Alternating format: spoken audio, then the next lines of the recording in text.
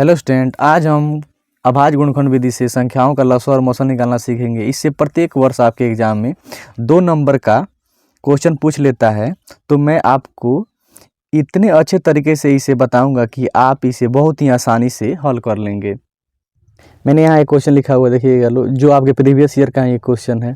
हमेशा 2 या 3 संख्याओं को दे देता है। हर प्रत्येक शिफ्ट में हर एक साल इससे क्वेश्चन 2 नंबर का पूछता है और पूछता है इनको अभाज्य गुणनखंड विधि से मौसा और लसाअ निकालिए। देखिए हम इसे कैसे हल करेंगे। सबसे पहले हम लोग हमारे सामने जो भी संख्याएं हैं उनका हम लोग अभाज्य गुणनखंड निकालेंगे। अभाज्य गुणनखंड तो आप लोग निकालना जानते होंगे बचपन से ही। जैसे 2 से कट जाएगा 3 बार में, अब नहीं कटेगा तो ऐसे ही। तो 6 का हम लोग लिख सकते हैं 6 का अभाज्य गुणनखंड बराबर अभाज्य गुणनखंड बराबर हम लिख सकते हैं कितना 2 और गुना में 3 लिख सकते हैं। फिर ऐसे ही हमारी दूसरी संख्या कौन है 8 है। इसका भी हम लोग अभाज्य गुणनखंड निकालेंगे। देखिए 2 से कट जाएगा 4 बार में, फिर ये 2 से कटेगा कितना बार में 2 बार में, अब नहीं कटेगा। वैसे ही हम यहाँ पे लिख लेंगे 8 का अभाज्य गुणनखंड बराबर हम लिख सकते हैं 2 गुने 2 गुने 2। इसी को हम लोग लिख सकते हैं 2, और देखिए 2 3 बार है, 1 2 और 3, तो 2 का पावर हम लोग 3 भी लिख सकते हैं। फिर हमारे सामने अगली संख्या कौन है 22 है। तो 22 को हम लोग यहाँ पे देखिएगा, इसका भी हम लोग अभाज्य गुणनखंड तोड़ेंगे। तो 2 से कट जाएगा 11 बार में। आप लोग जानते हैं 11 किसी संख्या से विभाजित तो होगी ही नहीं। तो फिर इसे हम लोग कैसे लिख सकते हैं, इसे हम लोग यहाँ ऐसे लिखेंगे 22 का अभाज्य गुणनखंड बराबर कितना हम लोग लिख सकते हैं 2 गुना 11। अब हम लोग इन सभी संख्याओं का अभाज्य गुणनखंड विधि द्वारा इनका गुणनखंड निकाल लिए। अब हम इनका एचसीएफ और एलसीएम निकालेंगे। देखिएगा बहुत ही आसान भाषा से हम लोग सीखेंगे कि कैसे हम इनका एलसीएम और एचसीएफ निकाल सकें। अब यहाँ हम लोग फाइनली इनका लसाअ और मौसा निकालेंगे। तो लिखेंगे अतः एचसीएफ, या इसी को हिंदी में आप लिखिएगा मौसा, और कोष्ठ में उन सभी संख्याओं को हम लोग लिख लेंगे। जैसे 6 है, 8 है और 22 है। तो इसका अर्थ होता है 6 8 और 22 का मौसा, और इंग्लिश में एचसीएफ ऑफ 6 8 और 22। देखिएगा इनका मौसा निकालने के लिए हम लोग यहाँ पे इनके अभाज्य गुणनखंड में हम लोग देखेंगे कि कौन सी संख्या है जो तीनों में है, जो तीनों में कॉमन संख्या है, और उसका हम लोग घात भी देख लेते हैं। उनका घात हमेशा छोटा लेते हैं, और जो तीनों में उभयनिष्ठ नहीं है उसको हम लोग नहीं लेंगे मौसा निकालने के लिए। देखिएगा 2 पहले वाली संख्या में भी है, दूसरे वाली संख्या में भी है और तीसरे वाली संख्या में भी है। तो इन सभी में से हम लोग क्या लेंगे 2, और छोटा चूंकि पावर लेते हैं। यहाँ 3 पावर है, यहाँ 1 पावर है, यहाँ भी 1 पावर है। तो मौसा में हमेशा याद रखिएगा हम लोग छोटा पावर लेते हैं। तो 2 का पावर कितना 1 ही हम लोग लेंगे। फिर हम लोग देखेंगे कोई अन्य संख्या है जो तीनों में उभयनिष्ठ है। यदि है तो उसे हम लोग यहाँ ऐड करेंगे गुना में। अगर 9 है तो सिर्फ इतना ही इसका मौसा हो जाएगा। देखिएगा 3 इसमें है लेकिन इसमें और इसमें नहीं है, 11 इसमें है लेकिन इसमें नहीं है। तो इसका मौसा इन तीनों संख्या का कितना हो जाएगा, सिर्फ 2 इसका उत्तर हो जाएगा। यानी कोई संख्या जो तीनों में उभयनिष्ठ होगी उसके हम लोग छोटे घात को यहाँ लिखेंगे, वहीं उसका मौसा हो जाएगी। जैसे मान लीजिए यहाँ 3 है, यहाँ एक और 3 रहता, और यहाँ 3 का पावर 2 या कुछ भी रहता, तो वहाँ से हम लोग 3 के पावर छोटे यानी 1 को ही यहाँ पे गुना करके लिखते। तो इनका मौसा 3 दूना 6 हो जाता। अब इनका हम लोग लसाअ निकालते हैं। तो देखिएगा इनका लसाअ हम लोग कैसे निकालेंगे, लसाअ ऑफ 6 8 और 22। तो देखिएगा लसाअ निकालने के लिए हम लोग देखते हैं कि कौन सी संख्या तीनों में है, और उसके हम लोग यहाँ बड़े घात को लेते हैं, और जो संख्या तीनों में नहीं है उसे भी हम लोग यहाँ ज्यों का त्यों लिखते हैं। तो देखिएगा 2 इसमें भी है, 2 इसमें भी है और 2 इसमें भी है। लेकिन लसाअ निकालने के, चूँकि मौसा निकालने के लिए हम लोग छोटे घात को लेते हैं, लेकिन जो संख्या तीनों में उभयनिष्ठ रहेगी लेकिन लसाअ निकालना हो तो उसके हम लोग बड़े घात को लेंगे। देखिए 2 का पावर यहाँ 1 है, यहाँ भी 2 का पावर 1 है, लेकिन यहाँ कितना है 2 का पावर 3 है। तो सबसे हाईएस्ट पावर कितना है 2 का पावर 3। फिर हम लोग देखेंगे कि कोई संख्या है जो इन तीनों में उभयनिष्ठ है। तो हम लोग पहले ही चेक कर चुके हैं कि कोई 2 के अलावा कोई भी हमारे सामने कोई संख्या नहीं है जो तीनों में उभयनिष्ठ है। तो उसको हम लोग ज्यों का त्यों लिखेंगे। जैसे इसमें 3 है, बाकी कहीं अन्य जगह 3 नहीं है, तो 3 का हम लोग यहाँ पे 3 लिखेंगे। फिर गुना देखिएगा लो, इसका तो पूरा पावर हम लोग ले लिए हैं। फिर इसमें देखिए 11 सिर्फ इसमें है, अन्य संख्याओं में नहीं है, तो 11 का हम लोग ज्यों करते हैं यहाँ पे 11 लिख देंगे गुना का फॉर्म। इसी को हम लोग गुना करेंगे और यहीं जो मान आएगा इन सभी संख्याओं का लॉस हो जाएगा। तो 2 का पावर 3 आप लोग जानते हैं कितना होता है, 8 होता है, गुना 3 गुना 11, तो 8 3 हो जाएगा कितना 24। फिर हम लोग 11 से इसमें मल्टीप्लाई कर देंगे, तो यहाँ देखिएगा हो जाएगा 11 चौके 44 और 11 दूना 22 और 4 कितना हो जाएगा 22 4 26। तो इन सभी संख्याओं का लौसा कितना आ गया 264, यही हमारा उत्तर हो जाएगा। आइए एक और हम लोग एग्जाम्पल से इसको सीखने की कोशिश करेंगे, ताकि इसका जो ट्रिक है या बेसिक करने का जो तरीका है वो आपके दिमाग में हमेशा के लिए सेट हो जाए। इसलिए हम दूसरा एग्जाम्पल भी यहाँ हल करेंगे। यहाँ पूछ रहा है अभाज्य गुणनखंड विधि से 8, 9 एवं 25 का मौसा एवं लौसा निकालना है। तो इसको भी हम लोग सेम प्रोसेस से हल करेंगे। यहाँ देखिएगा लो, यहाँ हमारे पास 3 संख्याएं मौजूद हैं, एक 8 है, दूसरा 9 है और तीसरा 25 है। तो इसका हम लोग पहले अभाज्य गुणनखंड द्वारा छोटे छोटे अंकों में तोड़ लेंगे। तो यहाँ देखिए लो, 2 से कट जाएगा कितना बार में 4 बार में, फिर 2 से कट जाएगा 2 बार में, फिर ऐसे ही हम लोग 9 को तोड़ेंगे तो सिर्फ ये 3 से कटेगा 3 बार में, फिर यह नहीं कटेगा। फिर देखिए लो 25 को हम लोग तोड़ेंगे तो 5 से कटेगा, 5 से 5 बार में।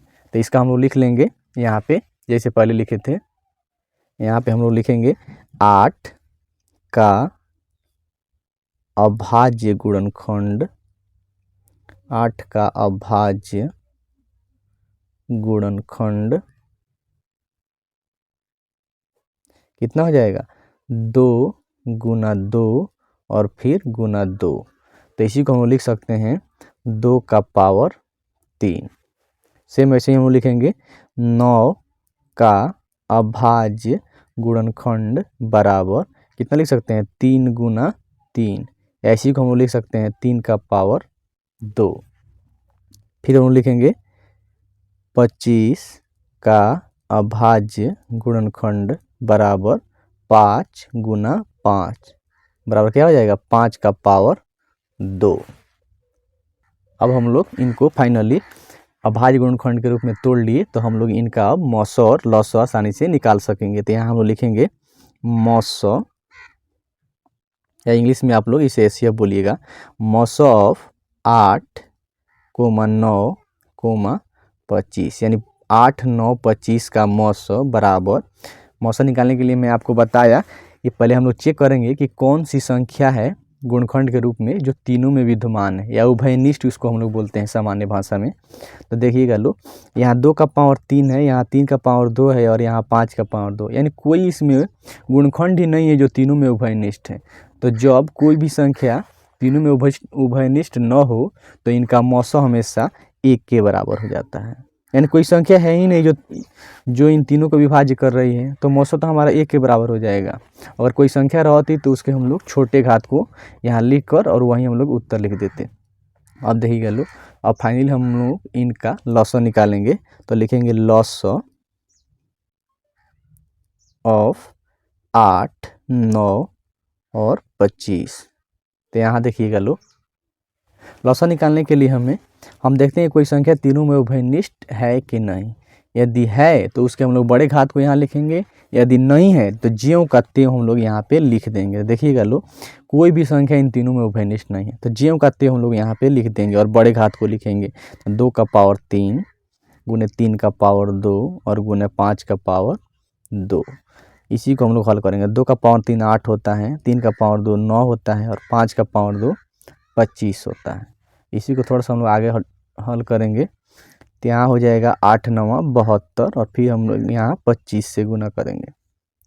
तो गुना कीजिएगा तो 25 दूना हो जाएगा 50 का 0 और 25 सत्य होता है 175 और 175 में 5 ऐड किए तो कितना हो जाएगा 180।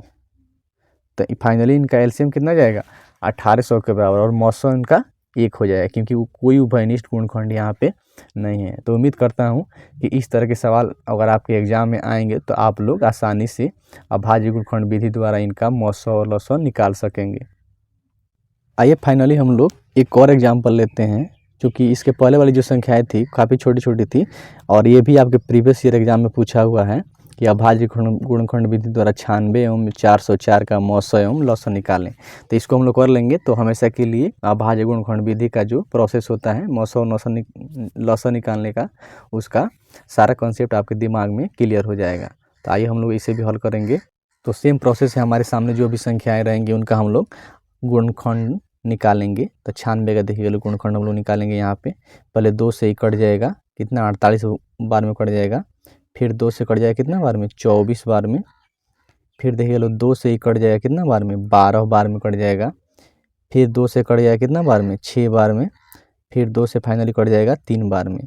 अब ये संख्या किसी से विभाज्य नहीं होगी। और फिर देखिए हमारे पास दूसरी संख्या कितनी है, 404। तो हम लोग यहाँ देख रहे हैं कि इकाई स्थान पर सम संख्या है, तो 2 से कट जाएगी। 2 से कट जाएगी तो 202 यानी 202 हो जाएगा। फिर 2 से कट जाएगी तो कितना हो जाएगा, 101 यानी 101।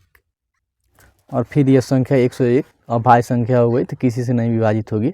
तो हम लोग यहाँ फाइनली हम लोग लिखेंगे, यहाँ पे लिखेंगे 96 का अभाज्य